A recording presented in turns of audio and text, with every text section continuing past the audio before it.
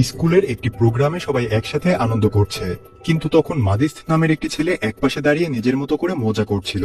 কিছুক্ষণ বাদে সে তার সামনে একটি মেয়েকে দেখতে পায় যে তাকে চুম্বন করার জন্য এগিয়ে আসছে, কিন্তু তার আশেপাশে থাকা সবাই দেখে সে একা একাই বাতাসে চুমু খাওয়ার চেষ্টা করছে। এক পর্যায়ে মাদিস্ত মাটিতে লুটিয়ে পড়ে, আর তা দেখে সেখানে থাকা সবাই হাসতে শুরু করে। তো এই মাদিস্ত নামের ছেলেটি মূলত ছোটবেলা থেকেই ভূত প্রেত আর মানুষের আত্মা দেখতে পেত, আর এতক্ষণ যে মেয়েটিকে সে তার সামনে দেখেছে সেও মূলত একটি ভূত ছিল। তবে এসব মাদিস্ত কখনোই বিশ্বাস করত না, সে ভাবতো এটা হয়তো তার কল্পনা। তাই সে নিয়মিত সাইকাট্রিস্টের কাছে যেত। তবে সেখানে গিয়েও সে দেখতে পায় সাইকাট্রিস্টের মৃত বাবা যে কিনা গলায় ফাঁস দিয়ে আত্মহত্যা করেছিল সে তার সামনে বসে আছে আর তাদের সব কথা শুনছে। অপরদিকে একটি হাই স্কুলে একজন শিক্ষক ক্লাস নিচ্ছিল। ক্লাস শেষে সে স্কুলের লাইব্রেরিতে কিছু একটা ফটোকপি করার জন্য যায়। ঠিক তখনই একটি কঙ্কাল এসে তার উপর আক্রমণ করে। কঙ্কালটি তাকে মারতে শুরু করে। সেখানে থাকা কিছু বই এবং স্টাপলার মেশিন এসে তাকে মারতে শুরু করে, আর এক পর্যায়ে ওই শিক্ষককে জানালা দিয়ে ফেলে দেয়। কঙ্কালটি উপরে বসে সবকিছুই দেখে আর আনন্দ উল্লাস করতে থাকে। তো এরপর ওই স্কুলের ডিরেক্টর টিনাকে সেখানে দেখা যায়। সে স্কুলের বাচ্চাদের শাসন করছিল। ঠিক তখন সেখানে ওটেগি নামক এক ভদ্রলোক তার মেয়েকে নিয়ে আসেন, আর তিনি লন্ডন থেকে পড়াশোনা করে এসেছেন। ওই ব্যক্তি টিনাকে বলে প্রতিদিন এভাবে টিচারদের রহস্যজনকভাবে মৃত্যু হওয়া বাচ্চাদের জন্য বাজে প্রভাব ফেলবে, আর এসব ঠেকাতে সে স্কুলের দায়িত্ব নিতে চায়, অর্থাৎ প্রিন্সিপাল হতে চায় আর কি। কিন্তু টিনা এই প্রস্তাবে রাজি হয় না। ঠিক সেই মুহূর্তে টিনা জানতে পারে ওই স্কুলের চেয়ারম্যান তার জন্য অপেক্ষা করছেন। তো টিনা চেয়ারম্যানের কাছে গেলে সে তাকে বলে স্কুলের পরিস্থিতি এভাবে চলতে থাকলে আমাদের স্কুলের দুর্নাম ছড়িয়ে পড়বে, আর খুব দ্রুত স্কুল সিলগালা করে দেওয়া হবে। তখন ওটেগি সেই রুমে প্রবেশ করে আর চেয়ারম্যানকে বলে সে আজ থেকে টিনাকে হেল্প করবে, অর্থাৎ তার অ্যাসিস্ট্যান্ট হয়ে থাকবে। তখন আর কোনো উপায় না দেখে টিনা এই প্রস্তাব মেনে নিতে বাধ্য হয়। এরপর মাদিস্ত অর্থাৎ যে ব্যক্তি ভূত দেখতে পেত সে টিনার স্কুলে টিচার হিসেবে জয়েন করার জন্য ভাইবা দিতে আসে। মূলত তার অদ্ভুত আচরণের কারণে সে কোনো স্কুলে খুব বেশি দিন টিকতে পারত না। তো টিনা তাকে তার স্কুলের জন্য নিয়োগ দিয়ে দেয়। তো স্কুলে প্রথম দিন এসে মাদিস্ত একটি মেয়ের কাছে ক্লাসরুমের লোকেশন জানতে চায়। তখন মেয়েটি তাকে দেখে চমকে যায় আর কিছু না বলে সেখান থেকে পালিয়ে যায়। এরপর একদল দুষ্টু ছাত্র তাকে মিসগাইড করে পরিত্যক্ত একটি লাইব্রেরিতে পাঠিয়ে দেয়। সেখানে মাদিস্ত কিছু অদ্ভুত শিক্ষার্থীদের দেখতে পায় যারা তাকে ঠিক একইভাবে বই খাতা, চেয়ার, স্টেপলার আর কঙ্কাল দেখিয়ে ভয় দেখাতে চাচ্ছিল। আসলে তারা সবাই ভূত ছিল এবং তারা তখনও জানতো না যে মাদিস্ত তাদেরকে দেখতে পাচ্ছে। তারা মাদিস্তকে ভয় দেখানোর জন্য অনেক চেষ্টা করে, তবে কিছুক্ষণের মধ্যেই বুঝে যায় যে মাদিস্ত তাদেরকে দেখতে পাচ্ছে। তো এসব দেখে মাদিস্ত দৌড়ে অফিস রুমে চলে আসে আর টিনাকে বলে সে আর এই স্কুলে কাজ করতে চায় না। তখন হঠাৎই সেখানে মাদিস্ত ওই 5 জন ছাত্রের ছবি দেখতে পায় যারা এতক্ষণ তাকে লাইব্রেরি রুমে ডিস্টার্ব করছিল, আর সেখানে লেখা ছিল তারা সবাই অনেক বছর আগেই মারা গিয়েছে। এরপর টিনা আর ওই স্টুডেন্টরা মিলে মাদিস্তের পেছনে দৌড়াতে থাকে, কিন্তু সে কোনো মতে সেখান থেকে পালিয়ে চলে আসে। ওই দিনই টিনা মাদিস্তের বাড়িতে গিয়ে পৌঁছায় আর তাকে বলে সে কেন ভয় পেয়ে পালিয়ে এসেছে এবং সবকিছু তার কাছে খুলে বলতে বলে। মাদিস্ত তখন টিনার সাথেই স্কুলে যায় আর ওই 5 জন ছাত্রের ছবি দেখিয়ে তাকে সবকিছু খুলে বলে। তখন মাদিস্ত বলে তাদের মধ্যে মারিভি নামের একটি মেয়ে প্রেগনেন্ট ছিল। এটা শুনে টিনা বলে ওই মেয়েটি যখন মারা গিয়েছিল তখন সে সত্যিই প্রেগনেন্ট ছিল। সেই সাথে আরো বলে এরা 5 জন বন্ধু ছিল এবং একই স্কুলে পড়াশোনা করত, আর ক্রিসমাস পার্টিতে স্কুলের একটি পুরানো লাইব্রেরিতে আগুন লেগে যাওয়ায় তারা সেখানে মারা যায়। অন্যদিকে স্কুলের কিছু ছাত্রছাত্রী একটি অন্ধকার কক্ষে বসে ভূতের সাথে যোগাযোগ করার চেষ্টা করছিল, আর তাদের নেতৃত্ব দিচ্ছিল এলসা নামের একটি মেয়ে যে কিনা এসব ভূত প্রেত বিষয়ে খুবই ইন্টারেস্ট ছিল। তো অনেকক্ষণ চেষ্টার পর স্কুলে থাকা সেই ভূত শিক্ষার্থীরা সেখানে হাজির হয় আর সবাইকে ভয় দেখায়। তবে সবাই ভয় পেয়ে পালিয়ে গেলেও এলসা সেখানে ঠায় বসে থাকে, কারণ এসবে সে একদমই ভয় পায় না।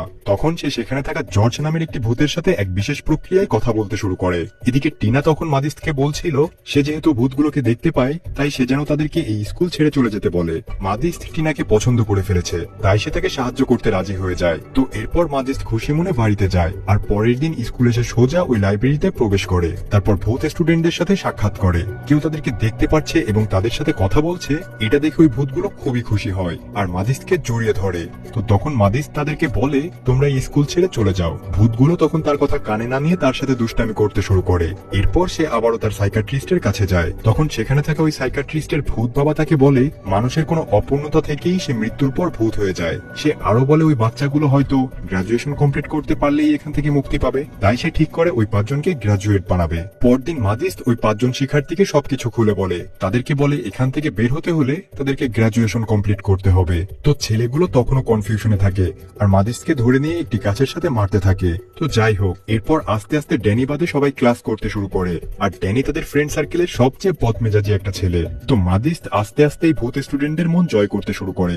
সে তাদেরকে দেখায় তারা মারা যাওয়ার পর পৃথিবী কতটা বদলে গিয়েছে।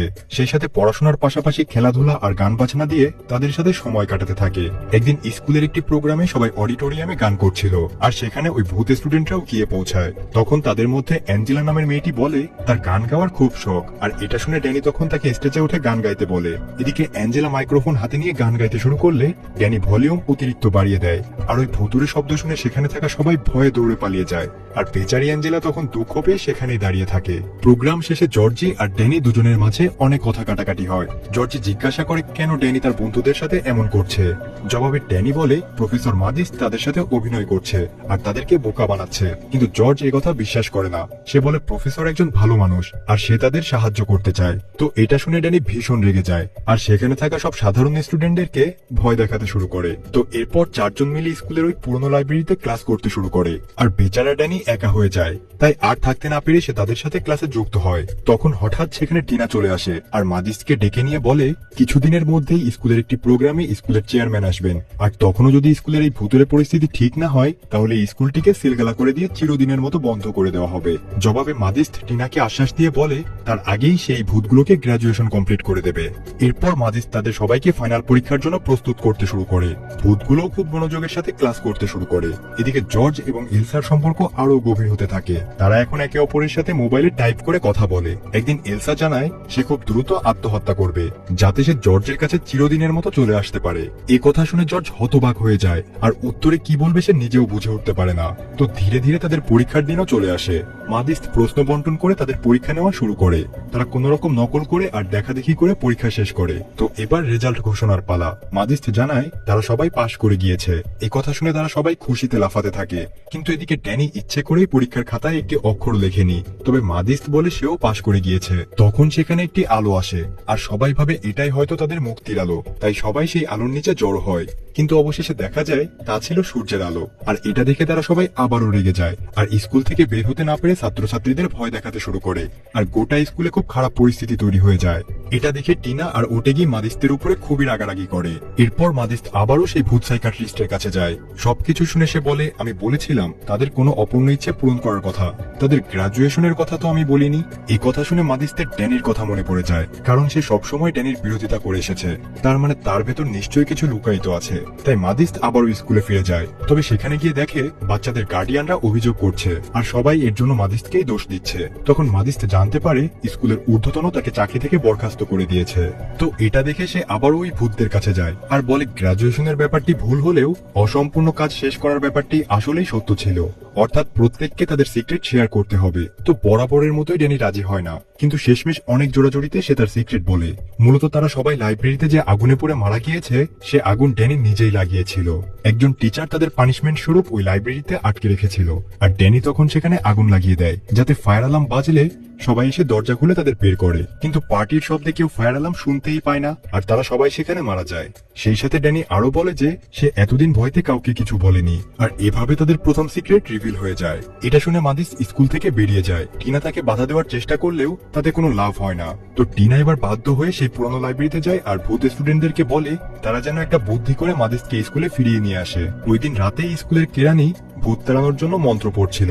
তারা সেখানে যায় আর ওই কেরানির শরীরে পিঙ্ক ফ্লয় নামের একটি ভূত আশ্রয় নিয়ে মাদিসকে ফোন করে আর বলে তারা সবাই মাদিসকে খুবই মিস করছে। এ কথা শুনে মাদিস খুশি হয়ে যায় আর বলে সে খুব দ্রুত আবারও স্কুলে আসবে। তো এবার অ্যাঞ্জেলা মারিনাকে ডেকে নিয়ে তার হাতে একটি চিঠি দেয় যেটা মারিনার বয়ফ্রেন্ড তাকে দিয়েছিল অ্যাঞ্জেলাকে দেওয়ার জন্য। তবে তাকে দেওয়ার আগেই তারা মারা যায়। আর ওই চিঠিতে লেখা ছিল যে মারিনার বয়ফ্রেন্ড মারিনাকে সন্দেহ করে আর তার পেটে যে বাচ্চা আছে সেটাও তার নয়, তাই সে বিদেশে চলে যাচ্ছে। এই কথা জানতে পেরে মারিনা খুবই কষ্ট পায় আর এর মাধ্যমে তাদের দ্বিতীয় সিক্রেট রিভিল হয়ে যায়। তো পরদিন একটি অনুষ্ঠানে দেখা যায় মাদিস স্কুলে এসেছে আর এটা দেখে টিনা আর ওই ভূতেরা খুবই খুশি হয়। এরপর সবাই জানতে পারে ওটেগি মূলত মারিনার সেই বয়ফ্রেন্ড যাকে তারা ছেড়ে চলে গিয়েছিল। তখন তারা সবাই ওটেগিকে ওই চিঠিটি দেখায় আর মারিনার বর্তমান পরিস্থিতি সম্পর্কে বলে। সব শুনে ওটেগির ভীষণ আফসোস হয়। এদিকে অডিটোরিয়ামে গানের অনুষ্ঠান চলছিল, কিন্তু সবাই সে গান শুনে বোর হচ্ছিল। তখন মাদিস্ট অ্যাঞ্জেলাকে বলে স্টেজে উঠে গান করতে। তাই অ্যাঞ্জেলা সেখানে থাকে একটি মেয়ের শরীরে ঢুকে গান গাইতে শুরু করে, আর সবাই গান শুনে আনন্দ পেয়ে নাচতে শুরু করে। আর এরই মাধ্যমে অ্যাঞ্জেলার স্টেজ পারফরমেন্স করার অপূর্ণ ইচ্ছাটাও পূরণ হয়ে যায়। তখন ওটেগি সেখানে আসে আর তাকে সরিয়ে দিয়ে ওই স্কুলের চেয়ারম্যানকে উদ্দেশ্য করে বলে ওটেগি স্কুলের প্রিন্সিপাল হতে চায়। তখন ড্যানি তার শরীরে ভর করে তাকে সবার সামনে খুব লজ্জার পরিস্থিতিতে ফেলে দেয়। তখন টিনা সেখানে এসে পরিস্থিতি সামলে নেয়। এদিকে বাইরে সবাই অ্যাঞ্জেলার গানের প্রশংসা করতে থাকে। তখন ড্যানি সেখানে আসে আর সবার কাছে ক্ষমা চায়। তখন তারা সবাই আবারও এক হয়ে যায়। তখন হঠাৎ জর্জের মনে পড়ে যায় এলসার কথা। সে সুইমিং পুলে গিয়ে দেখে এলসা আত্মহত্যা করার জন্য পানিতে লাফ দিয়েছে।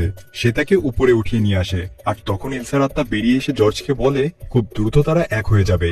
এই কথা শুনে জর্জ বলে এলসার এরকম করা একদমই উচিত হয়নি, কারণ একদিন না একদিন তারা ঠিকই এক হবে। তখন মাদিস সেখানে এসে এলসার হার্ট পাম্প করে আর তাকে বাঁচিয়ে নেয়, আর এর মাধ্যমে জর্জের অপূর্ণ ইচ্ছেটাও পূরণ হয়ে যায়। এবার বাকি থাকে শুধু পিঙ্ক ফ্লয়েড, আর সে বলে তার একটি মাত্র ইচ্ছে, সে মন ভরে পার্টি করতে চায়। তো সবাই তাকে স্কুলের পার্টিতে নিয়ে যায় আর সে মন ভরে আনন্দ করে। এর মাধ্যমে তাদের সবার মনের ইচ্ছা পূরণ হয়ে যায় আর তাদের বিদায়ের পালা চলে আসে। অবশেষে একটি উজ্জ্বল আলোক রশ্মি আস্তে আস্তে তাদেরকে উপরে উঠিয়ে নেয়। তারা একে অপরের হাত ধরে আস্তে আস্তে গায়েব হয়ে যায়। টিনা আর মাদিস সেখানে দাঁড়িয়ে থেকে তাদের চলে যাওয়া দেখছিল, আর অবশেষে টিনাও মাদিসকে তার ভালোবাসার কথা বলে দেয়।